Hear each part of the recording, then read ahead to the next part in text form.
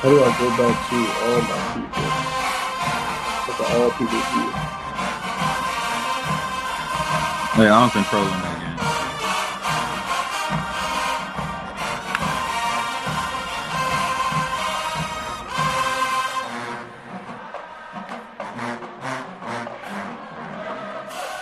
Marshall, hey, kill him over here.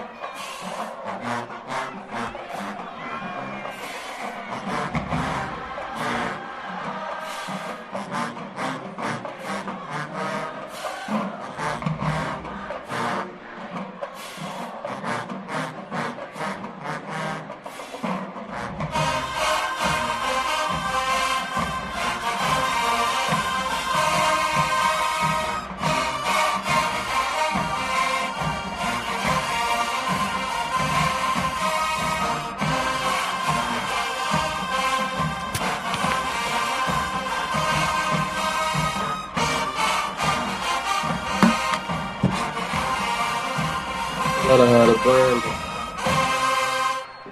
Good afternoon, good evening, ladies and gentlemen, man. Oh, no. I'm so glad to be back after a great, amazing game, an amazing Saturday this weekend, even though we took the L. What's going on, PV family? It's the leader of the 12th fan cult, the loudest heckler in the stadium, the only Panther who not afraid to step on toes in all land. It's the 12th fan himself, Kayla. Good evening, gentlemen. Y'all see some new faces today. I got Mr. Rob coming off the hill. We're going to see which one's the real hill very soon.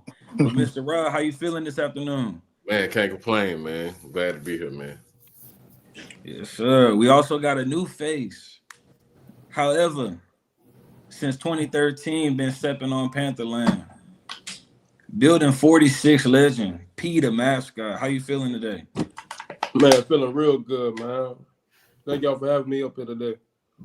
Janaris, how we feeling, man? Oh, we must have lost Janaris. Feeling great, bro. Feeling great, man. Nah, I love it, man. Yes. We had a pretty wild week this week, man. To be honest, we really had the game of the week, and we really gonna get into that once we kind of start doing the breakdowns, man. But first and foremost, let's get to it. I do want to address all the, I don't even know how to really properly explain it. The facetious attendance talk, man. I've been seeing a lot of subliminals flying across the internet. It's terrible. About these ticket sales, about attendance, about things of that nature. PV, we got our own work to do. I'll admit that. We do have our own work to do. We have too beautiful of a campus, too beautiful of a stadium for anybody to turn on SWAC TV and still be able to spell PVAMU on those season ticket holder seats. We gonna work on that. But to speak as if everybody's filling up their stadium with 20K every week, that's just a lie. That's a lie. And we need to stop perpetuating that lie. Because with this lie that we keep trying to push back and forth, nobody's even acknowledging the real attendance winners. Like, for instance, nobody talks about Alabama State and Alabama A&M putting 70K every year in their stadium. Nobody brings that up. But it goes into the average as it should. Nobody talks about Alcorn averaging 2,000 fans this year. I think with success come, a lot of talking. They have a lot to talk about PV now. And then stands, what else they gonna say? Talk about the football game? We win those. They can't say the team suck, so we win the football games. But as a unit, we gotta come together as a PV family. We gotta figure out why we're not at this game. I'm gonna be honest. From what I've seen, it's filled with excuses and people who genuinely just don't care, man. I'm gonna be honest. I'm not saying that everybody affiliated needs to be at every single game. I'm not saying those who suffer from misfortune have to be at every single game. But to admit that you only go to one game every year, which is homecoming, and don't even go in the game, you should have kept them 2 cents to yourself. Come on now. If I'm talking about football attendance, Facts. but you bring up volleyball, you should have kept your 2 cents to yourself. If I'm talking about football and you going to the game and you bring up how you live in South Dakota, ain't nobody talking to you. Nobody's expecting you to drive all the way from Alaska to the game. Nobody's talking to you. I'm talking about the 30,000 alumni that stay within 30 miles of Prairie View. You guys should be here every other weekend. I'm not saying every game, but we only have 6 home games. That should feel like 6 homecomings. With the tailgating and all, we need the whole shebang out there. You feel you're upset that you claim that, hey, I want a winner. I want a winner as my football team. Well, then if you show up to the game, you donate your money. When we put our points on the scoreboard, you start seeing some better players walk through the facility. You start seeing some better recruits. Our coach will be able to do some more things with our players. But if we're gonna continue to be this mediocre support, it's never gonna work. At all. I mean, the fans that were there, we screamed and we yelled. We wanted our Panthers to win that game. So I will applaud the people that did show up. All 12 of us, as they say, we were there, rooting on our boy. Hey, and that matters, man, because we have been struggling with crowd participation at Okay. The stands to be packed, but I mean, everybody is on their phones, or you got the diehards that's paying attention, and they wondering why. Like the band can only do so much, man. Like all these people here for what? But when it's good, it's good. I mean, it's. Don't even get me started on the band, man. Oh yeah, we gonna get it to the band, but I'll say this about Bama A&M. Y'all got the hard part out the way though. Filling it up, getting people in the stands. That's the hard part, in my opinion. Y'all got that out the way. Once things start turning around a little bit, I know people been dogging Sam Shea real bad this year. It's just the first year, man. Things gonna turn around real quick, and they turn around real quick in the SWAC. Trust me. And we got a young team. Yeah. I mean, Very young team, and the star quarterback gone since week 1. Quarterback left as a freshman. Like, yeah, since week 1, y'all lost the starter. Then the backup got hurt. Well, who was the starter from last year? Then he get hurt. he got hurt. Magic. So City it's like, golly, y'all on quarterback in 3, 4, 5 going into the season. So that's one of those things that when you look back at the season, you got to be able to unpack that. But I'll start off the recap of week 10. The Wildcats escaped the Mississippi Valley State Devils. Bethune-Cookman wins 42-34. Ransom had 154 yards, Scott for 55 yards and a touchdown. The quarterback from Mississippi Valley had 418 passing yards and a touchdown, I believe. I wasn't able to catch much of this game, guys, to be 100% honest with y'all. But just looking at the stats and looking at the scoreboard, I'm very disappointed in what Bethune-Cookman is doing out here defensively. They done gave up 30-plus points to dang near every team. Every game. And it don't matter who they play. They going to give up 30. They're going to let anybody score, and they going to hope to have a shootout. We're going to break down the scenarios later in the show, but there is a scenario in which Bethune-Cookman can make the championship.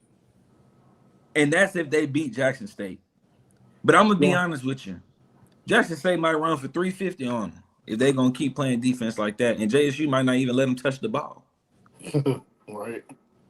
Where it's been now, Bethune couldn't stop, it's a peewee team currently, the way they look. Every week it is a 30-ball game, a shootout. And that's what they want to continue doing, at the end of the day, you're going to need some defense. How are we feeling, Rob? Were you able to catch the game this weekend? Nah, man, I caught some of the highlights though, and like you said, just looking at the stats. I mean, Jackson, man, I don't see Bethune beating Jackson, man. Yeah, that's not happening. Like, hey, it had to be a cold day in hell with this defense. Exactly how you said though. Jackson already running the ball like they've been running all season and looking good with it, and if we just play ball control, like they're not gonna stop it, bro. Man, check this out. Mississippi Valley outgained Bethune-Cookman for 478 yards to Bethune-Cookman's 354 yards. Elvin, what's going on, boss man? Jared, what's going on?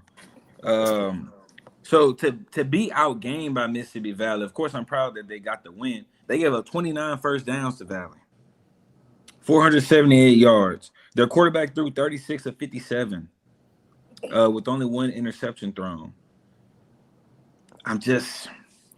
If you give Jackson State 29 first downs, that's a long game. Yeah. 418 yards, it would all be on the ground. And they threw it 60 times. Hey, them boys, they're trying their hardest out there. I applaud Valley. Can't shoot without a gun, man. Can't shoot without a gun. They will not shoot the ball. Oh, man, because, man, I'm just looking at these stats. I find it unbelievable. Yeah. When I first seen the 418, bro, I was like, hold up. Lee, shout out to Josh Brown, though. 36 of 57, 418 yards, one touchdown, one interception. But he got his team to the red zone and to get them to convert. Yeah. Cameron Nelson, 12 catches, 124 yards, and a touchdown. And I'm sure Bethune is telling themselves, they handled business what they needed to do because, like I say, they do have a situation where they can't go play for a SWAC championship. So just to win. I ain't gonna lie to you. They make the SWAC championship. It won't be pretty for them. I'm not even gonna lie. We won't even get to Bethune playing us, but just saying, good scenario for them. If that happens, they might have to get lucky, and that's not going to. That's one heck of a miracle, man. Well, I'm just not seeing it. Like Rob said, you can't do that to Jackson State. How you even with two starting quarterbacks on that side over there missing, there's still no chance for Bethune. Yeah, because Lockhart, he actually a good quarterback as a freshman for a freshman, definitely. Yeah, I like him as well. That and more so, if you're gonna be so Bethune was able to run for 200 rushing yards this game, but they normally throw for 300 a game. Ransom, he good too. Cameron Ransom. I think they got a chance to put points on Jackson. That's not what I'm worried about. They'll put points on any team to be 100 with you, but Jackson is just their direct counter. If we playing rock, paper, scissors, Bethune's, their paper, Jackson scissors. They running right through them. Yeah. And if they keep Ransom off the field, they don't have a chance to put up 30 points. Yeah. Or they got to be perfect in the process of getting their 30 points. Yeah, because Bethune can easily put 30 points up. Like, they can't stop teams on defense. That's the bad part, the killer part right there. Let's get into it. The big bad Braves find their rhythm as they walked in and took over Shell Stadium. Jaden Tolbert finished the day with 222 yards and a touchdown. Davis had 87 yards, 3 touchdowns. KJ Cooper for TSU, 298 yards and a touchdown. And then Richardson had 101 yards and a touchdown. I'm gonna be honest with you guys. While we were lining up to kick a field goal to try to take it into overtime, and when I checked my ESPN app and seen that Alcorn was up 30-14, I had no idea that TSU was going to let their season end like that in Shell Stadium. Yeah. I'm utterly disappointed. I'm going to be honest.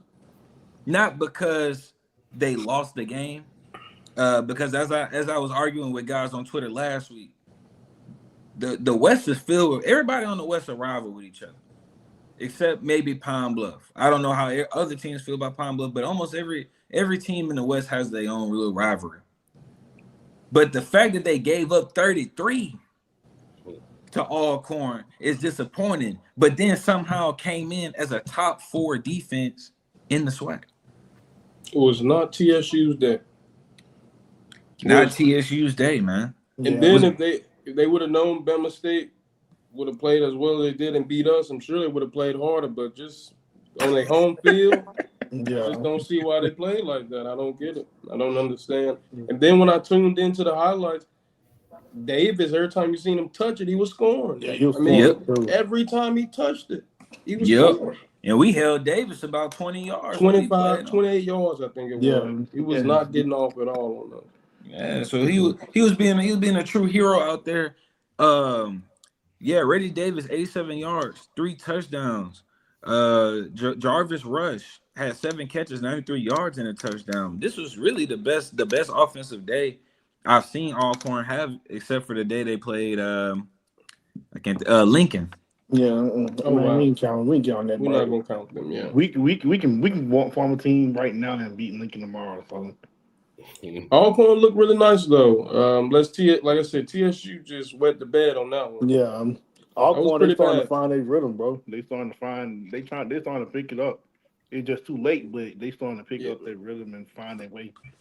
Those Braves season is over. That's a done season over there. Yeah, your season is over. Yeah, their season over, but they found it too late. Yeah.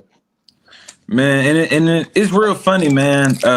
Like I said, I was looking at the SWAC leaders and team stats, and if y'all get the chance, go look that up.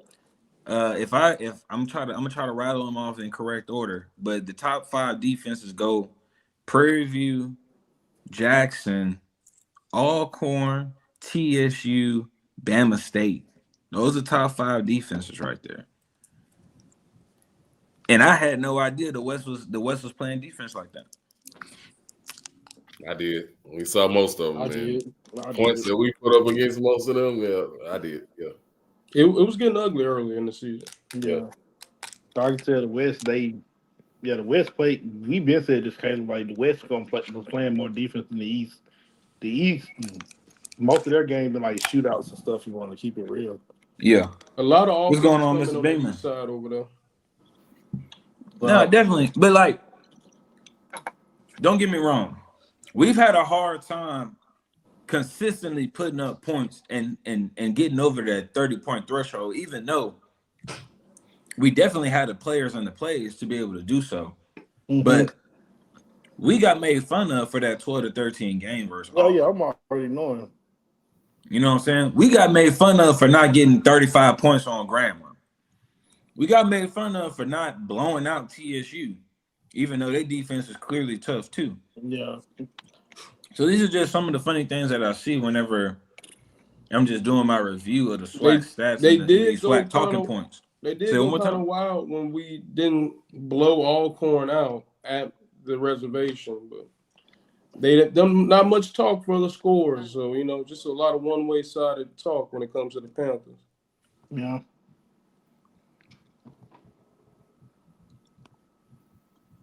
The Golden Lions run through the sorry Southern Jaguars. Boy, I love looking at this scoreboard. Yeah. Every time I see this, I smile a little bit.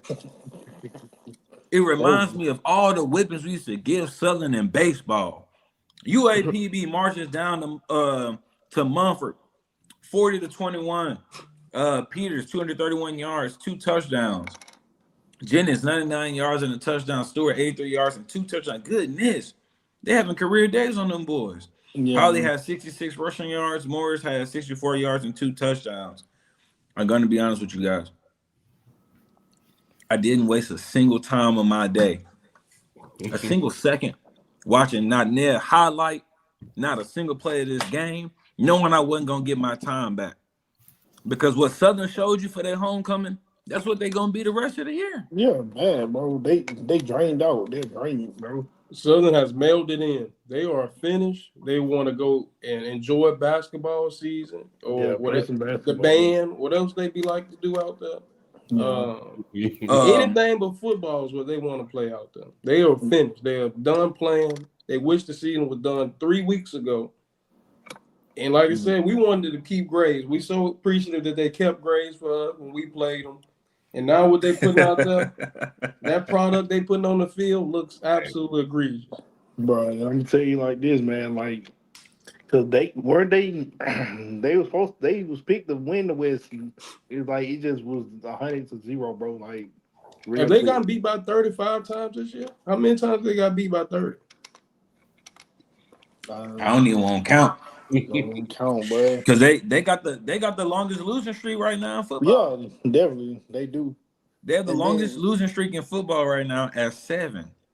Matter of fact, they ain't won a football game since August. Bro.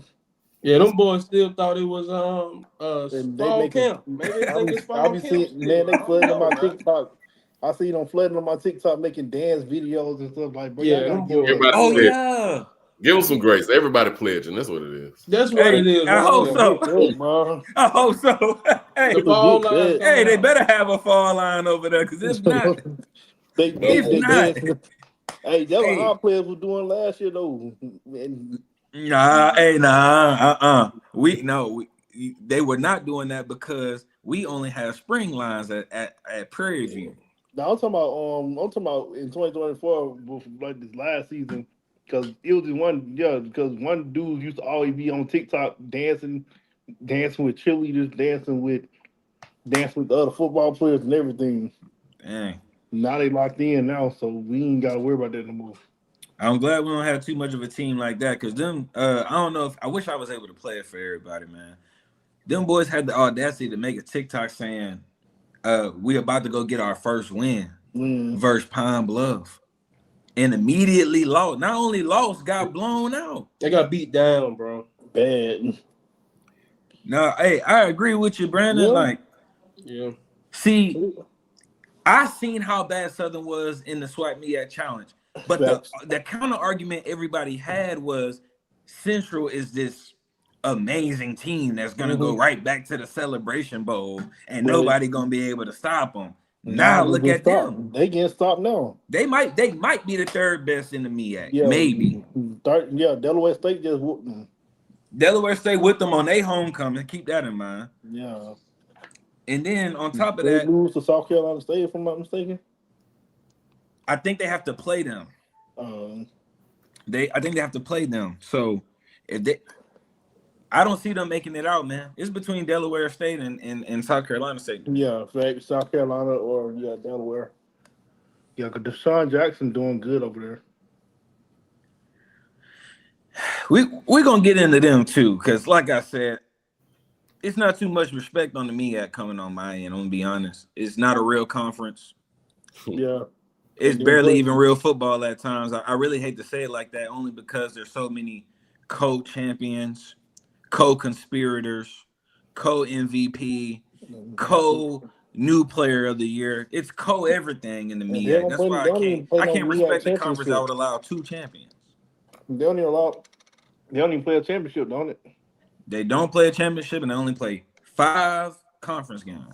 Right. And then they somehow hurry up and wrap up the season 2 weeks before celebration.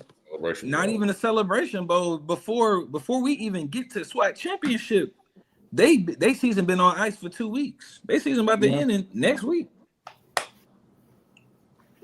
Wow. I hate to say it, but that's the reason why the SWAC does seem to have an uphill battle every time we go to the Celebration Bowl. Because we literally play 1 week before the Celebration Bowl, which is a SWAC championship.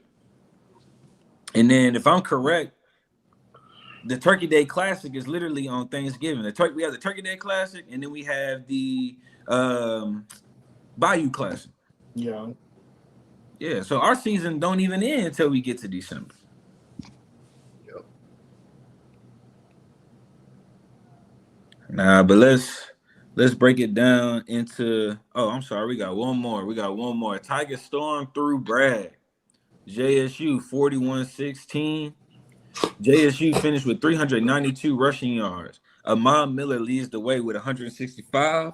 And they also had Davenport make a crazy appearance for 112 yards. FAMU's RJ Johnson had 132 yards and 2 touchdowns. JSU bullied in the trenches. That is no surprise to me, man. Grant, I know we talked about this earlier, man. How did you feel about this game, and what was your evaluation of the 2 teams, man? I mean, FAMU came out looking as they looked all year dead in the water, but JSU does not look explosive anymore. At halftime, it was 3-3, about 20 seconds to go. They finally got a touchdown to go in and then took over the game. But FAMU, they too are mailing it in. When you see people out there allowing someone to go for 360 yards rushing, you don't care anymore. I mean, you stop caring. You know that you can't stop it, and there's nothing else for you to do. I think, like you said earlier, the quarterback threw it 10 times. You're gonna get to that. 4 quarters, you only throwing it 10 times because Yep. I'm running it for 350 plus yards. I don't have to throw the ball at all. So Yep. FAMU, another team, great light show. A lot of attendance. They built different in Bragg. A lot of people going to see you guys get beat down every game. Damn. That That's is a what good y'all do vacation. home or though. away. You get beat down every game. And this was nothing else, nothing different. Again, 350 rushing yards. You mailed it in. Yeah. Hey, believe it or not, y'all, brag different. That phrase used to mean something back in the day. I'm telling y'all, back in 2023, brag different used to mean something. Yeah, the definitely. dark cloud, I forgot what they called themselves, the magic cloud, the orange cloud. Marching 100. Nah, I'm not worried about that little band. But they used to have something called like the dark cloud defense or something. They really used to be. You're a dark cloud. You're a dark cloud. They really used to be something when they had Devin Resperis and all those other guys with Willie Simmons. But I'm gonna be honest, this is just my opinion. They gonna forever be cursed until they do right by their former AD. Mm-hmm. Until they do right by her. Yeah, and the way that they ran her off. Yeah, and then because she wanted to bring in Gibbs, but they wanted Cozy. Now they get Cozy, and look what you got. Now they talking about they don't want him no more. So much so that now they're on Twitter begging for our coach. I seen what they was doing. They compiled them a list together, a lot of begging and pleading. Yeah, and I saw my coach name on the list from the lizard people down there in Tallahassee. Can you believe it? That they want a D2 coach. They want a D2 coach. They want a D2 coach, man. They want who they trying to be like, trying to get a D2 coach. They want a program like PV. Hey, I see you. They want a program like Batman and them. They know what's getting built around here. They see what's happening. They know what's getting built around here. They see now they want a D2 coach. Yeah. Hey, people want to recycle swac coaches, and that ain't working. I don't blame them. Oh, man, but other than that, I mean, like I said, that's who I want to meet more than anybody in the championship. I'm cool with Bama State getting there if they able to get there and all of that. Give us our rematch. But who I really want to see, I want to see Jackson State. I want the reigning national champion. Let's go ahead and run it at y'all stadium. Unfortunately, we dropped the ball on our end. That's cool. But I'm ready to go run it in Jackson. For all the marbles versus Lockhart and all. Mm-hmm. Clip it up, do what you need to do. I'm ready for that matchup. But now, finally, what we all came here for. The game of the week. Turnovers haunted the Panthers at the end. Alabama State 31, Panthers 28. Cam Peters, my predicted OPOY, 189 yards, 3 touchdowns, before interceptions. Mr. Bingman, 118 yards and a touchdown. We had Rodney Ojo give us 60 yards and 2 touchdowns. Andrew Body left the game early, but beforehand, he made sure to get his 2 rushing touchdowns.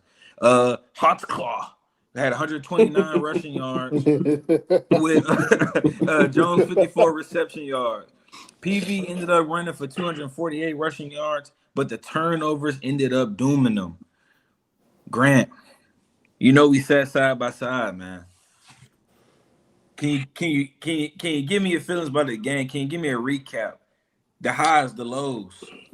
I'm gonna say this: the season ticket holders that we were sitting by, everyone had faith. We came in with a lot of expectations to win the game. It was never a minute we thought we was about to lose this game. We started off going up 14-0. The game's going perfect. We get a turnover by Body. I see that we're up 21-7, and I feel like we were too hard on the gas. We know that this team that we're playing can score 40, 35. Let's limit their possession. Let's go do what we do best, and that's running the ball. I saw the stat up there, and this was a very important stat. Cam Peters also rushed for 100-plus yards. That's true. He was very much dual, and I'm going to give him a little grace after, calming down from the game. The game was amazing. Cam with the 4 interceptions. He had two tips and a couple. He had one that was overthrown where our receiver got held just a little bit. So I'll give 3 interceptions. I'll take them to the side. But the 4 killed us. Even if they are tip ball, not a tip ball, we played an amazing game. Defense played outstanding. They got put in positions where, sometimes you might give up points on a turnover, change sides of the field. But we played a great game. I just feel like our offense in the second half kind of stalled out on us. We kind of lost momentum there. And then after that, we allowed a backup just to, hand the ball off. And I think we should have started sending those horses, make that quarterback, make him make decisions on the road for him to be on his way to continue playing for the SWAC championship game. Because that was a bigger game for them than it was for us. Yeah. They had to make sure they played their tail off. And we played an amazing first half on defense. So much so, I don't want to make excuses. But one time, Andrew got in there, and I promise you, he fumbled. He fumbled before getting into the end zone. Oh, yeah. We were definitely hitting. We were not afraid to hit. We were not afraid to get into any type of holes. I feel like we played an amazing game. It just got out of hand for us for turnovers. And if you have 4 turnovers, you're playing Pee-wee to the NFL, you will not win that game with 4 turnovers. It's not happening. No, definitely, man. I completely agree. As a Panther fan, for many years, since 2002, I have never seen PV go out that hot in a game ever. I've never seen us go 3 for 3, 3 touchdowns, you name it, however you want it, running the ball, throwing the ball. We mixing it up. We get the read options in. We running screen plays. It felt like whatever play we called, it was working. It was really a good part of the game. It was like, hey, man, you get a ball to number 20, that big man guy, we good. Everybody load up in the car. We follow number 20, we good to go. We going to the end zone. We know where we going. And then, like you said, that third quarter, it stopped. We got, in my opinion, a little too reliant on the pass game because we were getting some decent gains. But it was one of those things where sometimes it was like you start hearing that circus music in the background. It's a pick after pick after pick. It started becoming a nightmare. Yeah. I'm getting flashbacks right now, going off like grenades in my head. Some of those picks, and like, I ain't even gonna lie to you. These were those. One of them was them random ESPN top 10 defensive tackle bats a ball down, jumps over a 6'5" offensive lineman, catches the ball, comes down with it. I seen all types of crazy plays from Bama State on defense. But one thing I do want to take away is this. I've seen a new level of intensity from my team that I have yet to see all year. Whether it was because of all the hype going into it or whatever, I do feel like something clicked. We weren't able to do it for 4 quarters. We did it for 3. But I think that this was the game, and losing it the way we did is going to be able to help our team understand that not only should we play like this every day, we should have our energy like this every day. But if we do this every single time we step out on the field, we can beat anybody. We can literally beat anybody. And so, Andrew Body or not. And so that's why I think I'm so conflicted and I am upset with the team in the sense of now how are we going to respond going into Alabama and a team that we're favored to win. We haven't had that in a minute. But how are we going to respond? Are we going to play down to their level? Or are we going to play this game like we 1 game away from the SWAC championship? How are we going to play it? The way that we responded thus far through adversity, making sure games are close, winning the close game. This is our first time losing a close game. We usually come out on top. So I would say, just like you're saying, our will to win the game is there. Our boys want to win, and it looked like it's Saturday. And I don't see anything changing on the road. I think we're about to take this, what we've been doing at home, what we've been doing on the road, and we're about to get back on the road to go play in and same result. I think finally our offense is clicking to a point where we can get 28 points. Because every week we try to get to 28. We barely scratch the surface. We're at 21. We get 28 most weeks. If we don't have 4 turnovers, most people aren't scoring 28 on us. So we just need to get to 28 points. And I definitely feel you on that, Mr. Beeman, with the defense gave up 31. But to add a little bit of context, we had a kick return in the first quarter that they ended up getting down all the way down to the 20. And I ain't gonna lie, you get a ball to Andrew Body on the 20, he gonna score. I ain't gonna lie. He's 2 scoring. times. Right, 2 times, right? I know we also I'm sorry. The very first time we kicked it off after our touchdown, we kicked the ball out of bounds. They got the ball on the 40. Then afterwards, we score again. We kick the ball off. Then they bring it down to the 20. So in my opinion, special teams spotted Alabama State 2 touchdowns. But I got to give credit to Alabama State's run game. In my opinion, they're very creative on how they set up the run, especially with not only they're always in like this weird 12 personnel where they have a tight end lining up on the line. They put him in motion, move him to the other side. Then they take their little H-back who's wide, put him in motion. He got a full head of steam. He coming to hit the edge. And then now you getting Josh, you giving him all the room to work and tear you up. That's hard to stop. Plus you got Andrew Body back there. It's really a three-headed horse back there because you don't know who's getting the ball. Their O-line is real fast, real nimble, real agile to say they all 6'5", 330. That's just a really good football team, man. And I think we did learn a lot having to face one of the best teams in the SWAC. Rob and Janaris, how y'all feeling? Man, Rob, you go first. Talking about that game? Yes, sir. Yeah, man. I mean, I saw it firsthand, Magic City Classic. Like, Alabama State pretty much did exactly what you said. Like, it's a lot of motion. There's a lot of everything going on. And anybody can get the ball. Yep. And their defense been playing pretty good too, man. So when you combine that, it's like I'm really feeling like they're one of the better teams in the SWAC right now, man. One of the hottest. I say one of the hottest. For sure. For sure. And I think their coach, I'm going to be honest, I got to give them something to their coaches too. They got a very, very underrated coaching staff to me. Like offensively, they set up so many things that they're running the ball. It don't matter if they're running the ball. They're going to run it. And somebody going to be open. A hole is going to be open. And you better hope your DB makes that tackle because they already on the second level.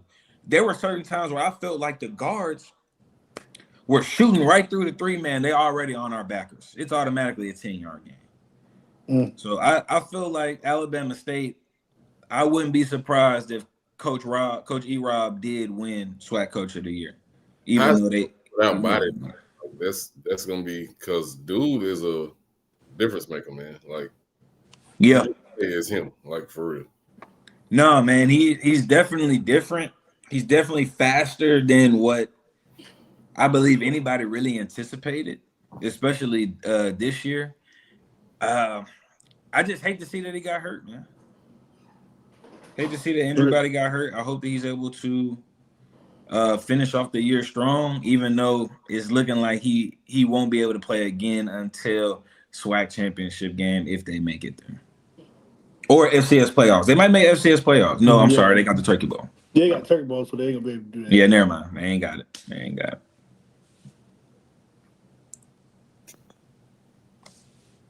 Yeah. Oh, man. Let's see here. Alrighty. We got that. It's time to get into SWAC scenarios. the SWAC scenarios, man. So I'm not sure. Well, I know you funny, man. You funny. I mean, yeah, like I said, we about to talk about it right here. But honestly, I'm gonna be honest. If your team needs multiple people to lose to get into the championship game, you want to kiss that girl? Hey, yeah, I'm about to say you might as well go ahead and kiss the baby. It's over with. All right, it's looking pretty tough. Over. But I'll do my best to explain the West Side scenario. So Prairie View, you win out, you in. That's simple. If we win Saturday and TSU loses and Grambling loses, we in. we're in. That's the earliest we can get in. That's the earliest we can get in. So hopefully that happens. We're in. Now, Grambling could get in. It is basketball season for some.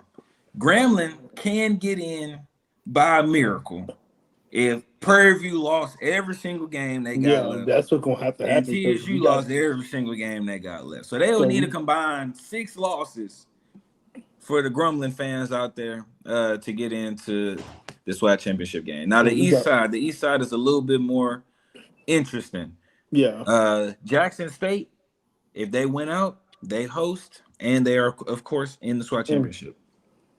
Alabama State needs a Jackson State loss and for them to win out in order for them to not only host, but to also be in the SWAC championship game. Trying to go on top of my head. Next up is Bethune-Cookman. Bethune-Cookman would need to beat Jackson State in their head-to-head when they play. Yeah. They also need Jackson State to lose again, and then they also need Alabama State to lose again. Like I said, that's a lot, man. Probably not. I ain't gonna lie. Saying that out loud, it's not happening. Hold on. Don't Bethune only got 1 loss? Bethune only has 1 loss, but they lost to Bama State already. Yeah, that's what I'm saying. You said Jackson need another loss, but if they lose, they'll have 2. Yeah, so Jackson still got to lose regardless. I know because if they beat Jackson, they'll have. That's a big hypothetical. If they beat Jackson the head-to-head, they do get in. Yeah, but Bama State that's the one they got to worry about losing. That's the only team. It's hard for me to even see that happening, even with Alabama State's backup. I'm gonna be honest. Yeah, the closest team that can get to is maybe Texas Southern, but I mean, towards the end of the year, a lot of stuff happened. I remember we were supposed to go play for one. We lost the Valley. So yeah, exactly. So anything can happen on these games towards the end of the year. People are hurt. That's what I think a lot of people aren't looking into as well. Mm-hmm. Everyone's saying these offenses and these people are supposed to be looking like they're supposed to be looking with new quarterbacks. I think Jackson State is lucked up playing a team that mailed it in, but they just played with their backup and lost. Alabama State, now we're about to see what they can do with their backup.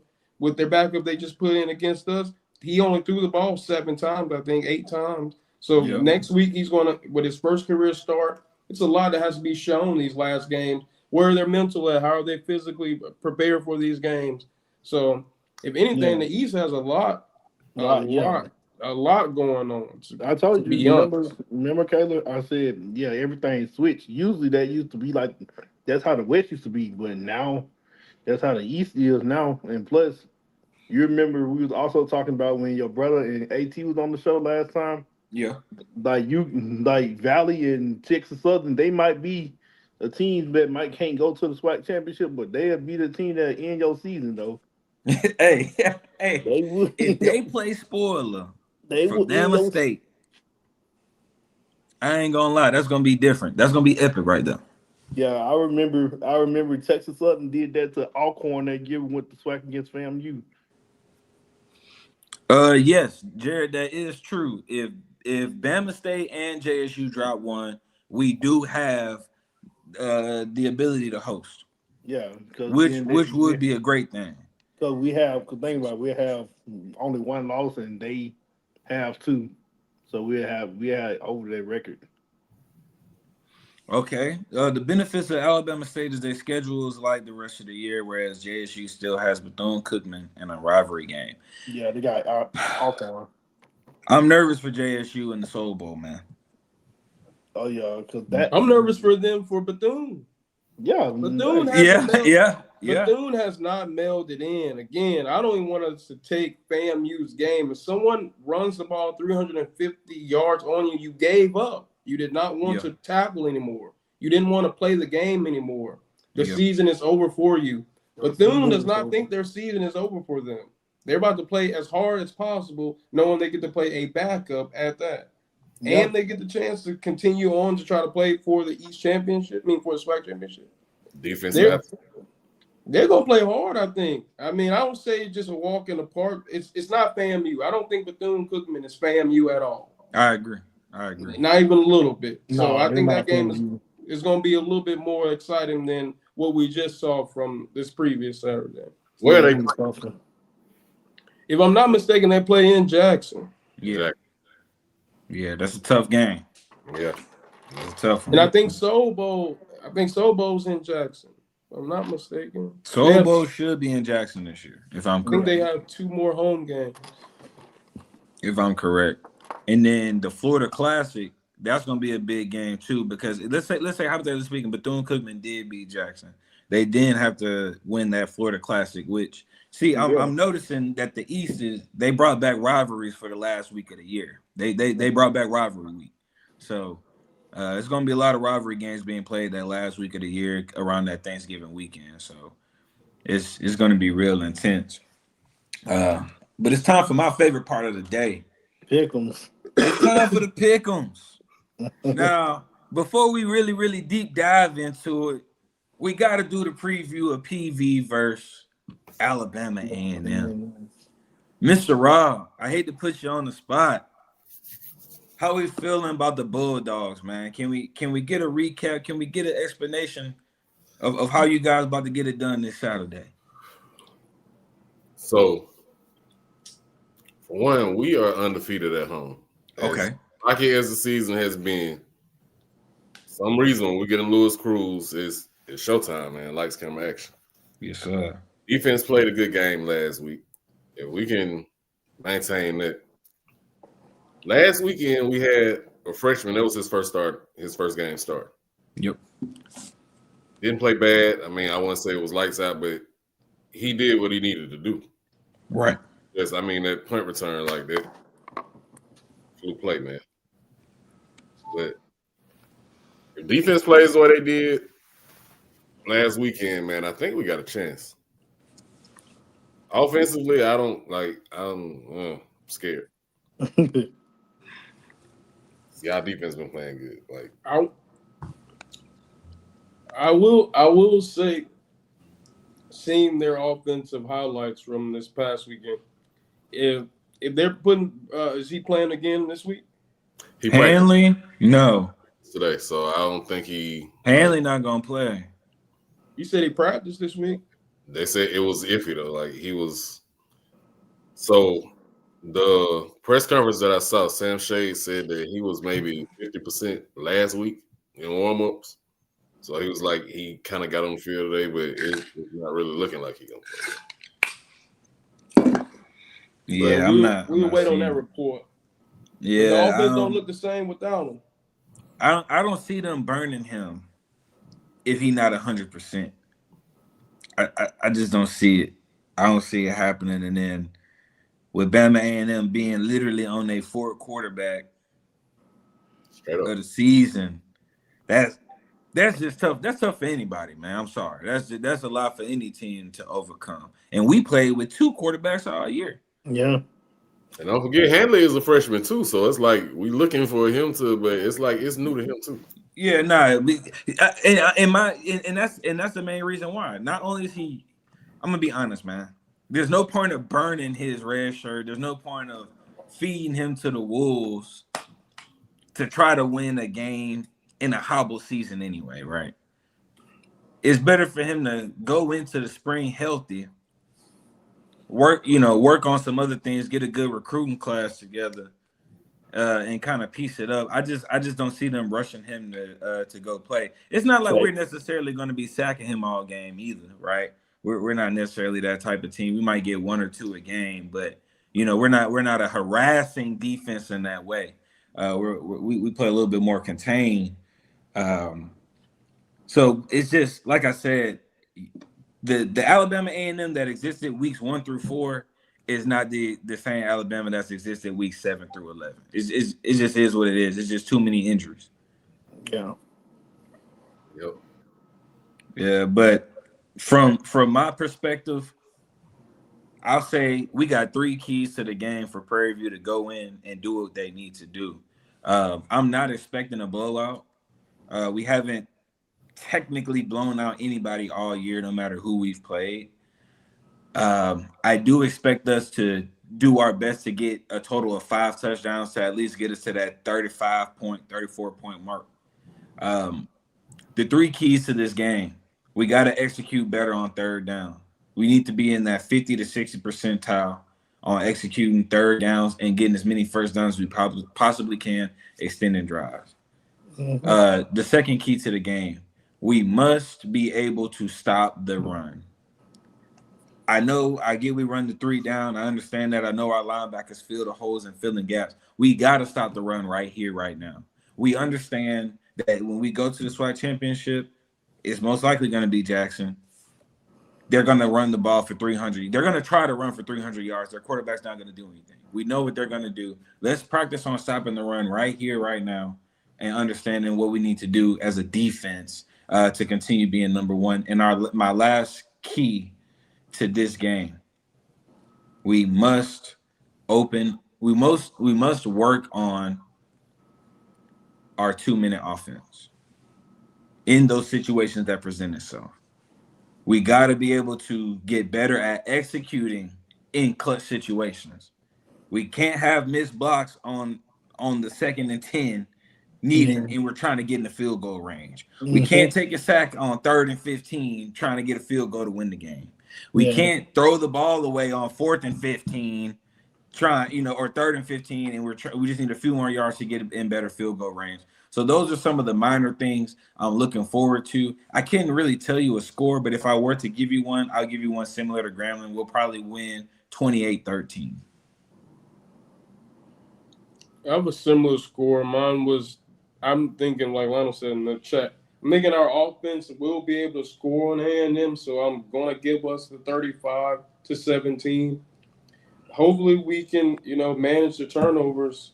We cannot have 4 turnovers, and I don't even want 2 turnovers. We're good for 1, but 2-3 turnovers. We're starting to work our way to SWAC championship game. Let's start cleaning the rest of this up. Let's start getting into motion to be prepared to play in this game. I'm with you. How you feeling, Janaris? Yeah, I say for the most part, us, like their special teams got to get down packed for sure too, because Okay. like certain surprises when we don't need to be having that, giving up good yardage, and then have to pooch kick it just to save us. You feel me? Like whether pooch kick or not, we're gonna have to like get on that and be able to stop that return from stopping at least around the 30 or the 20 or something like that, because like letting them runs like the other side close to the end, like past the 50, ain't gonna cut it. And but I would say also, yeah, just decision making too. Sometimes that stuff got to get nipped in the bud too. There's certain things some people like let they foot off the gas. Like last game, yeah, took our foot off the gas and we just started throwing the ball, because I remember, yeah, we was first running it, everything was all good. So I say like what they're saying, they say if it ain't broke, don't fix it. So like, what's the point? But I say I'm going with the same score I went through last time, 28-10 PV. Okay. Rob, you got a score for us, boss man? Yeah, man. So I'm banking on turnovers this weekend for us. Our defense, Okay. they're pretty opportunistic, man. They don't make a lot of splash plays, but when they do, it's in good moments, in good times. As long as we got good field position, our offense looks okay. If we got to drive the field, it's ugly for us. But I mean, Exactly. if we can get good field position, man, I really feel like we can pull this game off. Of course, I'm supposed to feel like that, but Dude, let's just go. Hey, I believe in a such thing as tough road games.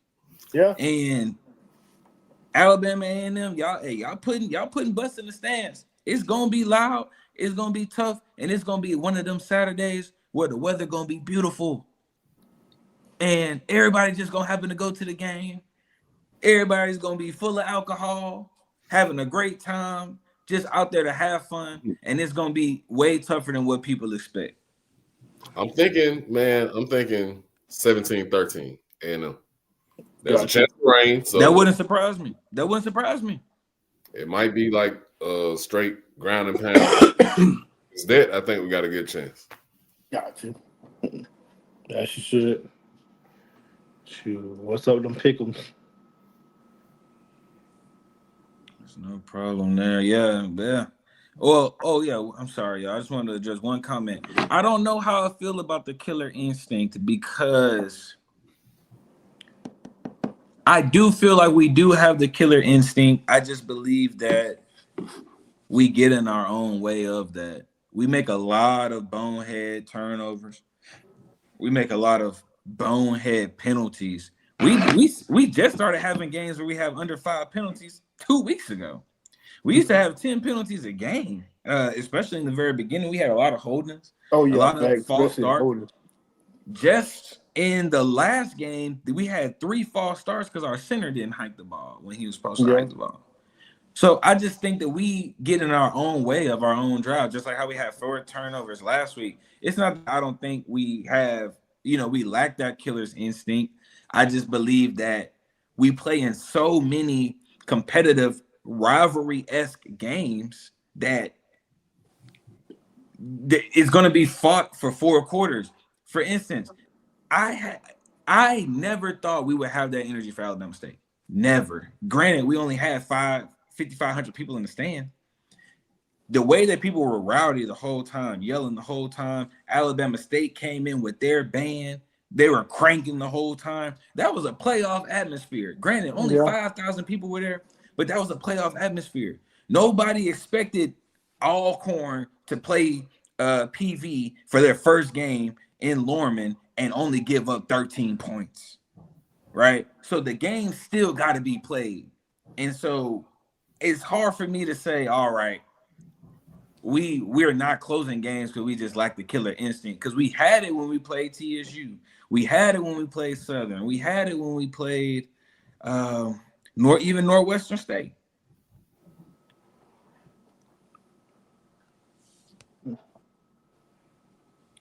me see. But with the pick'ems, guys, I'll just go through them. We got Grambling versus Bethune. I guess everybody believes in Bethune. I don't blame you guys. I think Bethune gets it done. I think Grambling season ends, and then they can finally stop talking about however many attendance they get at the hole, and hopefully we don't have to see any more vulgar XXX rated posts from Bethune-Cookman's social media team again. Talking about name the hole any hole, right? Into the hole was wild. That was wild. That was wild. They had guys pointing in it and all, so hopefully we don't have to bear that again. I know Rob and Grant, y'all picks aren't on here. How y'all feeling about the Grambling Bethune? I'm definitely going with Bethune. Prayers out to T-Set. Prayers out to T-Set. How about you, Big Rob? After what I saw, how we played Grambling last week, like I can't trust it. Like definitely. Trust it. We got FAMU versus Pine Bluff. Now I'm gonna say this. There's no way FAMU loses to Pine Bluff in Bragg, right? I gotta let y'all see my face. There's no way, right? I don't know about that, cuz. You heard what There's I no said way about Bragg lose to Pine Bluff in Bragg. FAMU's worried about basketball season and the current soccer tournament we got going for SWAC championship currently. Football is not on their mind. Yeah, like, bro, they're done about that. Man, y'all, they got me looking crazy up here. I'm the only people who have faith in the Orange Snakes. Man, where you seeing faith everybody from? Been walking through their trap and taking over that trap, man. Yeah. Come on now. I don't know, man. Bragg Field used to mean something. I feel like they gotta win one time in Bragg. Like this was 2023. If this was 2023, I'd give the benefit of the doubt, but now people been walking through that winning. Great light show, man. Good light show. Yeah, they did lose the Valley. They did lose the Valley. Why no?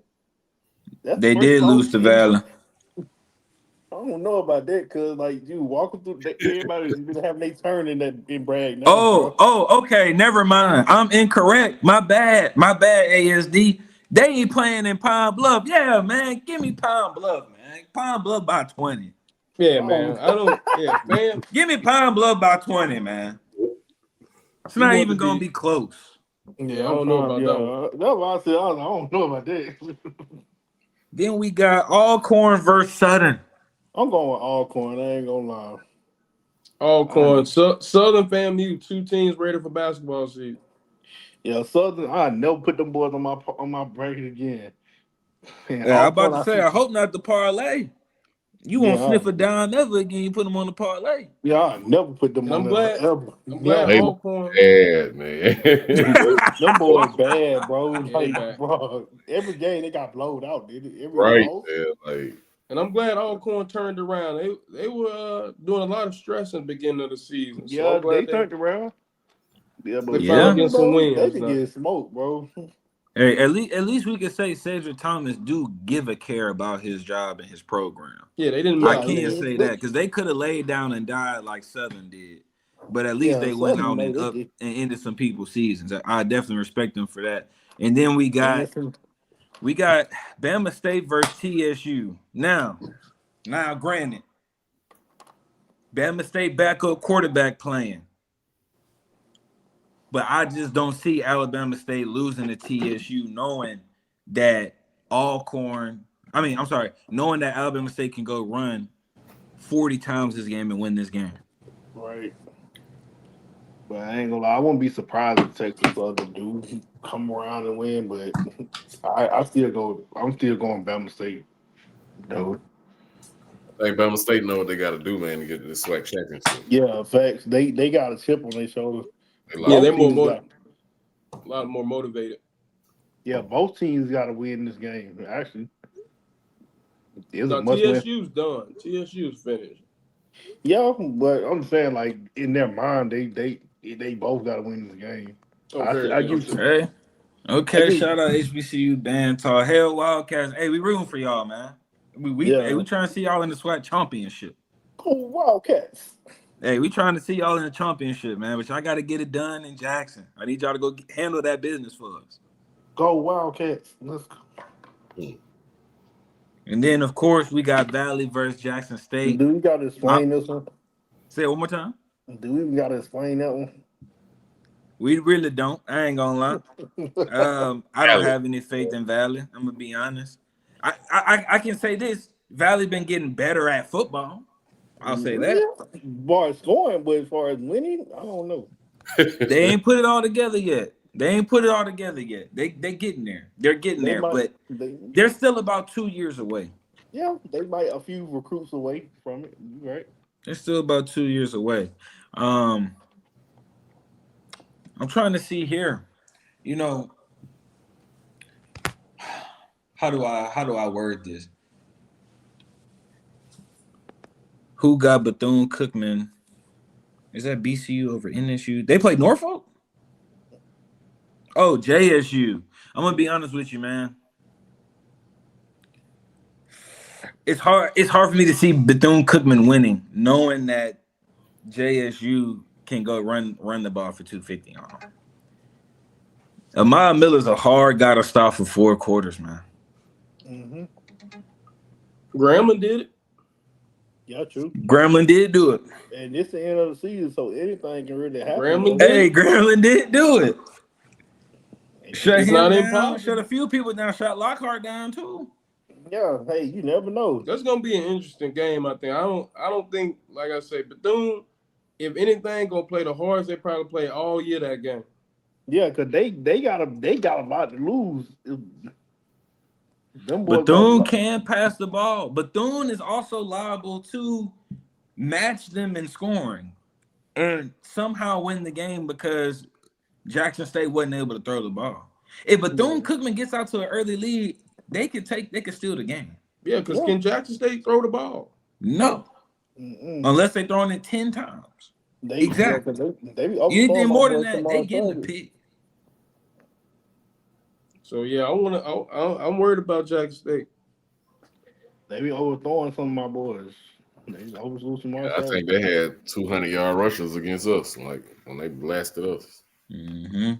they don't care about throwing the ball. Yeah, they don't throw the ball. Yeah. So I did want to ask y'all, from y'all experience of watching the SWAC,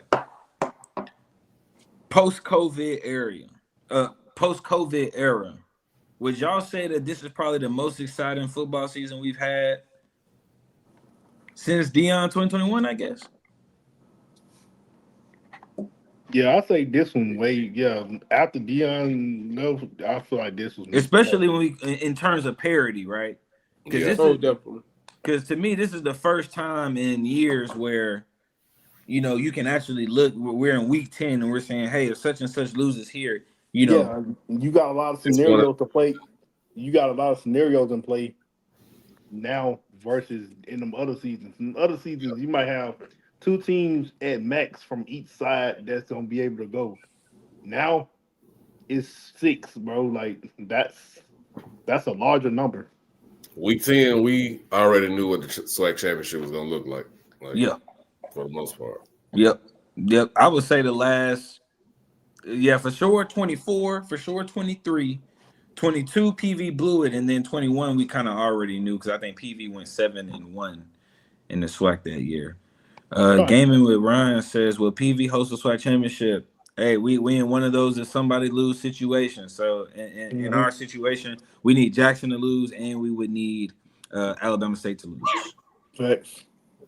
We need Alabama State to lose. Yeah, they gotta lose again. Yeah. So, if both of those teams lose again, we can host. Yeah. So, but I don't know. I'm feeling iffy about that right now. I'm a little beefed up with my alumni and fan base. I don't even want to host right now, to be honest. My team played better on the road. I'm gonna be honest. If we host, I just would be very afraid that we wouldn't pack out them stands, and that would make us look crazy on SWAC TV. If we can't pack out for the championship, I'm not gonna lie. Jackson will fill up our own stadium.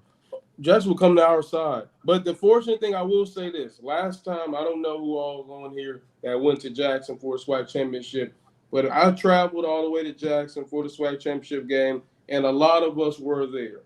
Now, granted, Jackson State fans will sit anywhere they want to in that stadium. So we were over there with some Jackson State people, but we had a lot of fans at the SWAC championship game, so I'm not too much worried about it if it's away.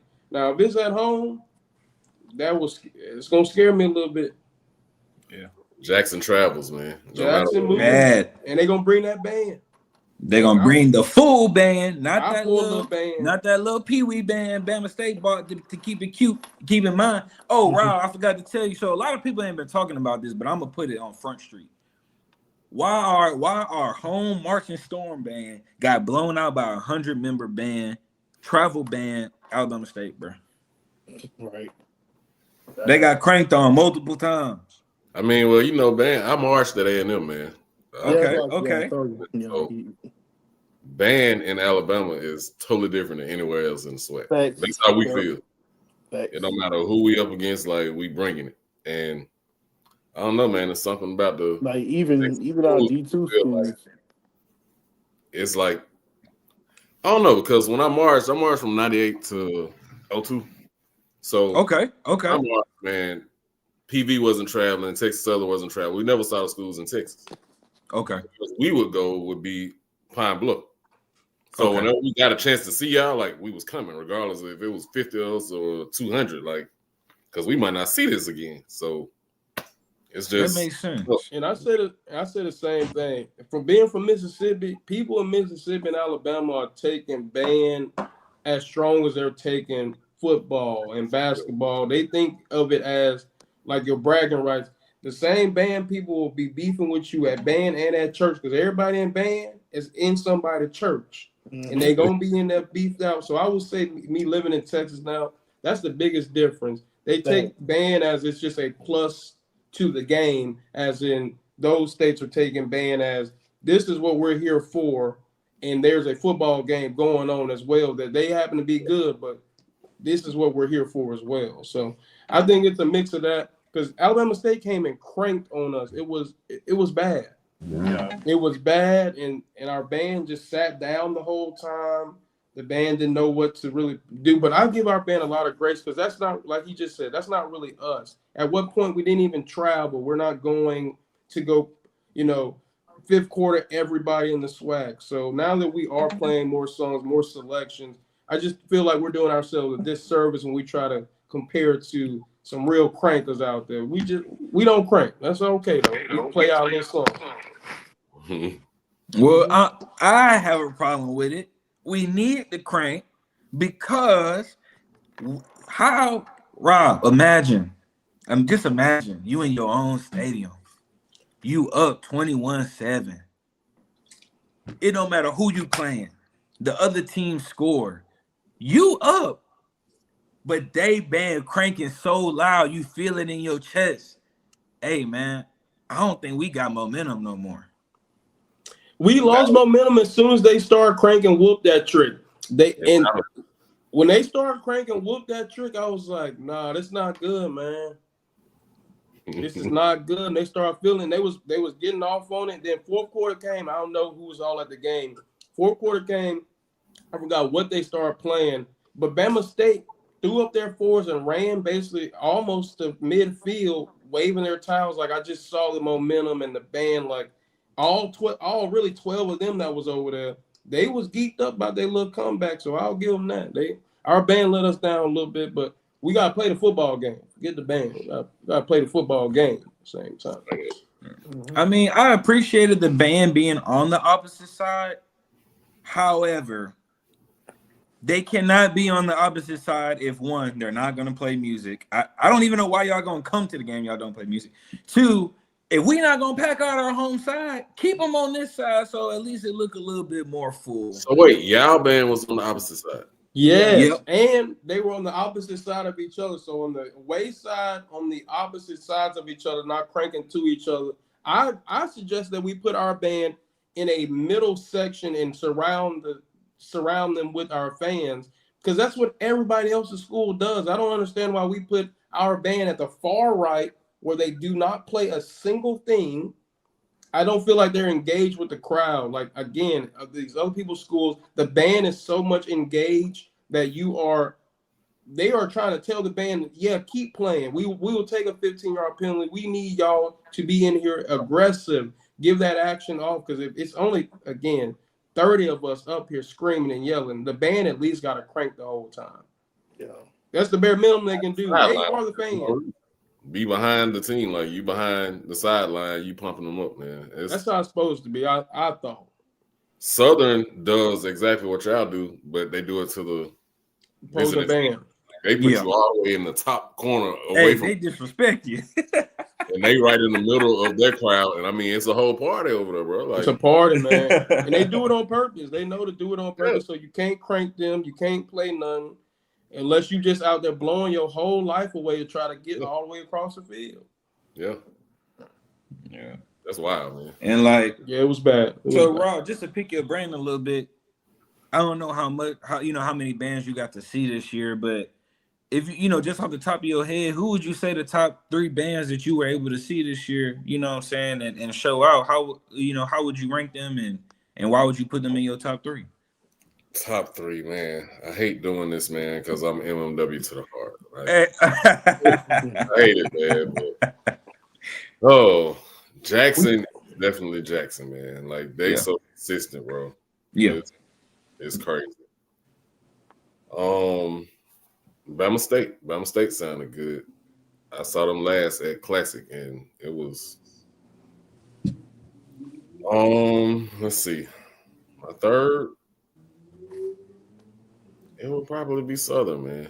Even though they're not, Southern isn't what Southern has been in years past, but it's still Southern, man. Like, it's hard to sound better than the all brass band. Like, but they got that Louisiana, that whole, it works. Like, it works.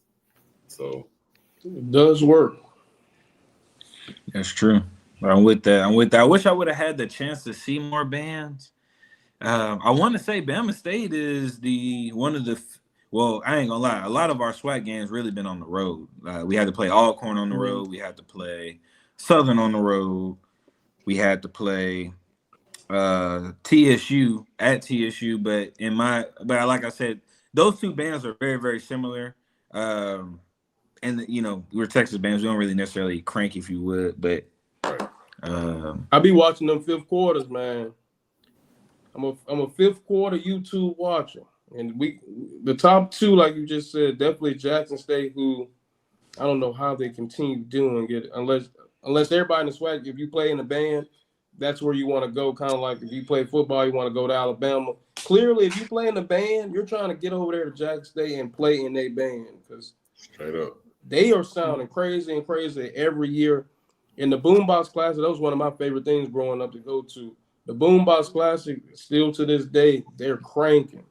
yeah. They're cranking, man. Yeah. Two good bands right there. Battle of the Bands. Robert, you used to go there when you was younger? To the Battle of the Bands, yeah. Yeah. Yeah. Because I know Alabama do be taking those bands like dumb serious. Like even Miles used to have a good band. I don't know if they still do, but Miles College, they bands be good. Tuskegee. I think the most epic one I went to, man, my second year, 99. This was our first actual year in the SWAC. My freshman year, we were like, it was the probation period, so we couldn't go to the SWAC championship or everything. But they had the SWAC championship at Legion Field, and they had every band. PV was there. Texas, every SWAC band was That's there. crazy. That's crazy. I ain't know about that. It was dope, man. They got it on YouTube. You can find it on YouTube. I ain't gonna lie. Some of the things they used to do in the early 2000s and late 2010s, they got to bring some of that stuff back, man. It's missing that flair. I miss the old stadiums. I remember going to watch Bama State at Crampton Bowl. Now they got the big old stadium, but I remember being at Crampton Bowl, and man, that was a experience. Yeah. Being in Crampton Bowl, being in the vet back in the day, they got to bring back. I think, like I said, for those people, they can do whatever they please. I think we need to bring back people going to the games, but I feel like everybody got their own tradition. That's the first thing. That's the first thing. We definitely got to make that. We got to make that number one priority is getting butts in the seats. But Rod, I know I'm not sure if you in Houston or how often you frequent Houston, but I don't know. I seen an article Monday morning.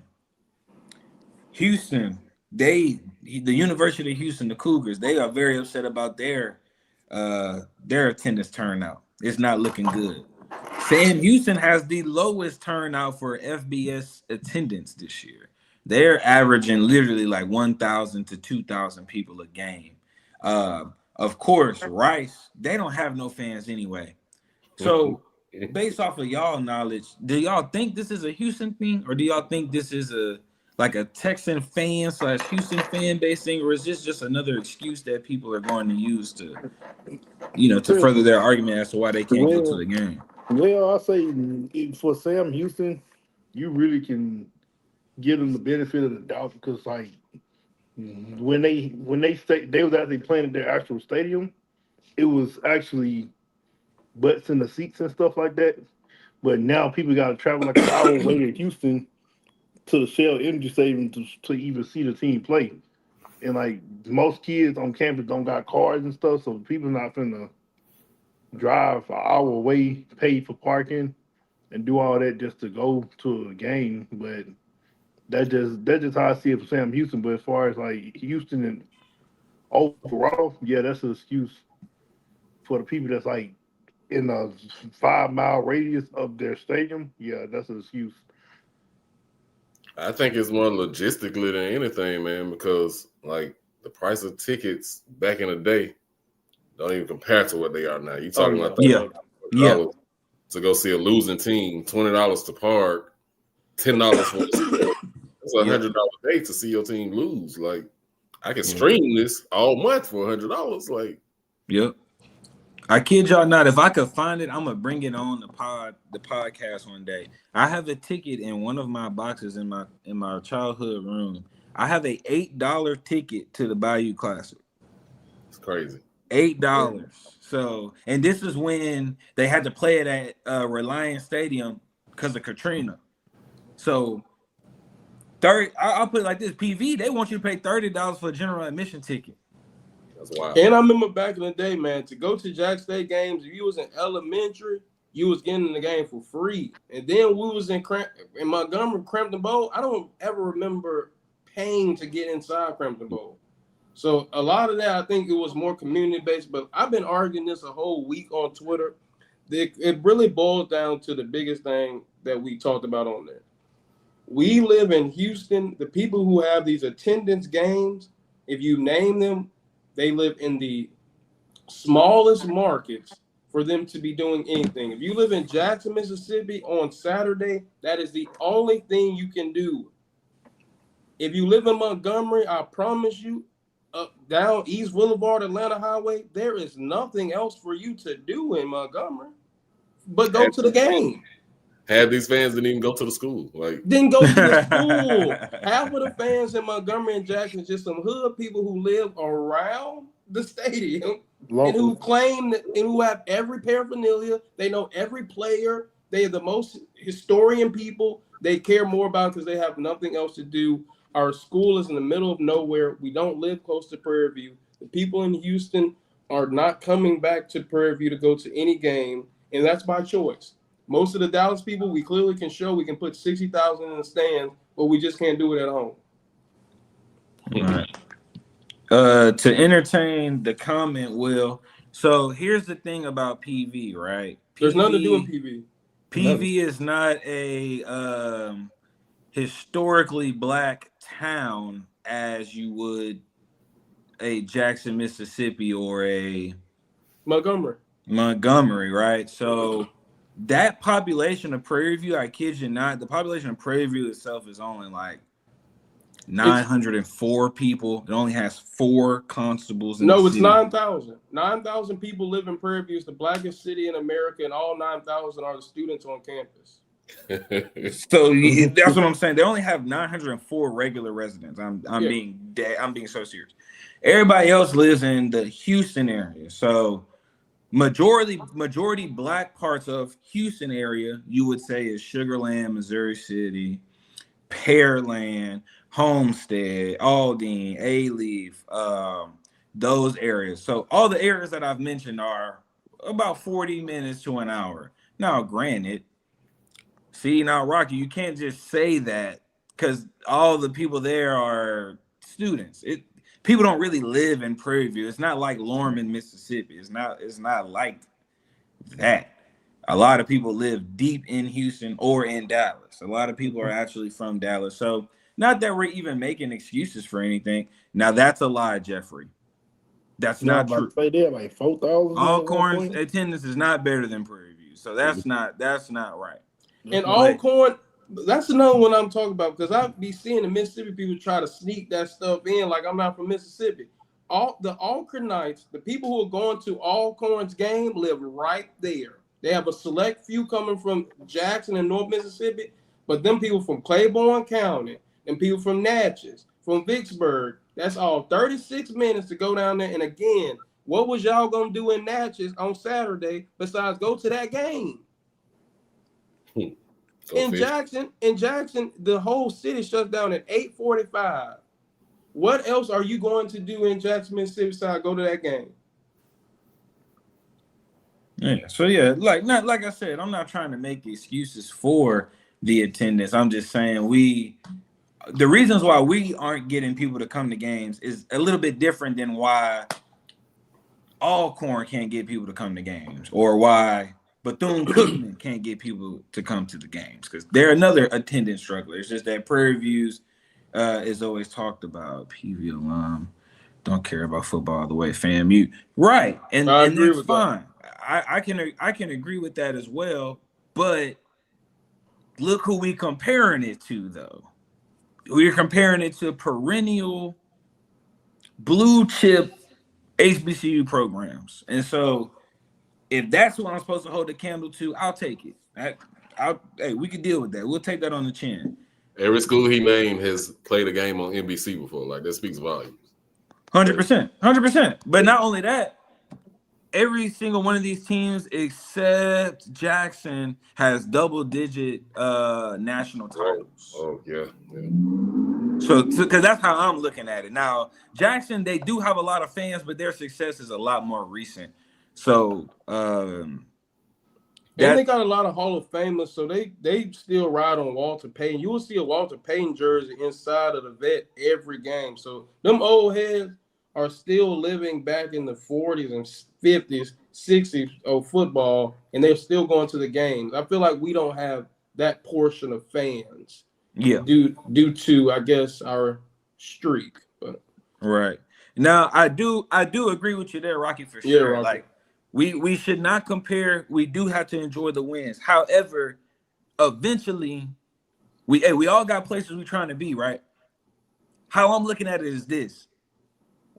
I'm not seeing us generate the revenue that we're supposed to be generating in order to maintain a Tremaine Jackson, in order to maintain getting in 70 recruits a year, in order to maintain building a practice facility or being able to host a SWAC championship. So, you know, I'm not trying to say that I'm jealous of people programs or pointing things out to make my program less than, but hear me out. Grambling just generated $351,000 over the weekend about for their athletic program. We're not doing that. The 220 club, the quarterback club for FAMU, they generate an illustrious amount of money every year. So and they put butts in seats. So if we're not putting butts in seats and we're not generating the money, I feel like the easiest part is at least buying your season ticket and putting your butt in the seat. That's at least gonna fund us to keep some things going. That's why I'm on the attendance situation. And let's be real, these recruits see that stuff, man. These recruits see that. If the recruit, these commits see that. If the recruit wants to, if he has an issue of playing on the field and it's not enough people, but the program's winning, that recruit not for us anyway. If you're more worried about the people watching you than you winning championships and you being a part of a program that's winning, you have your eyes on the wrong prize for us anyway. Now, granted, it is a better experience for you to play in front of the lights and playing, but I don't know about y'all. I want to win. I don't care who in the stands.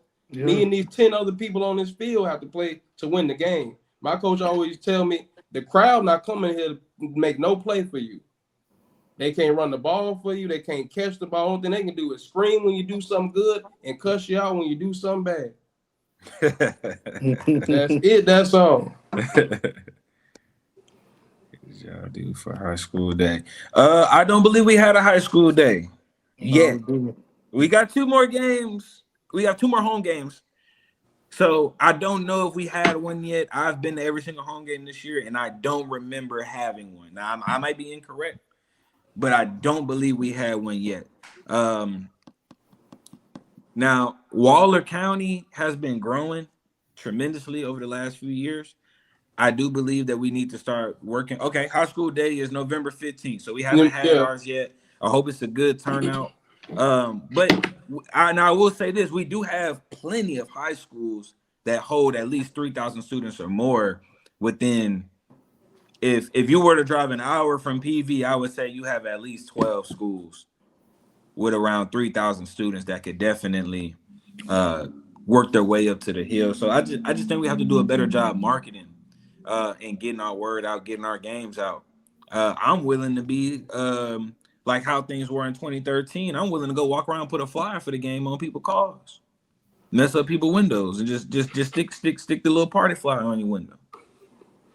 Hey man, winning cures all that, man. Winning cures it all, man. That's true.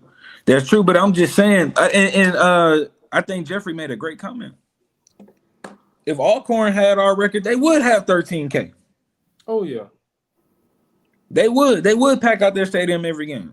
I don't know what more we got to do. What we got to go do? Win the game on the moon. I like I said, I think we are hurting our heads asking these people to come to the game. I think we just need to continue going. I think the people of our program are a little too bougie to go to every game and to yell. We're going to keep it for them country people in Mississippi, Alabama to go yell and do all that. We a little too, high class for it, clearly. Even when it rained, I'll give you one specific one. This weekend, it rained just a little bit, and that's probably when they took that picture. When it rained, everybody and their mama went underneath the stadium, had our picture looking crazy. I said, y'all got to sit down, man. Yes, sir, man. But I want to thank everybody for joining us tonight. I had a great time with everybody. Thank y'all for coming to support us all. Shout out to my PV faithful. Shout out Mr. Rocky Miller for coming by and paying us a visit. Grant, Rob, thank y'all for joining us today. Grant, hope to see you many more times on the pod, man. Janaris, it was another great time again. Thanks. And once again, it's another great day to be a Panther. I'll see you guys next week.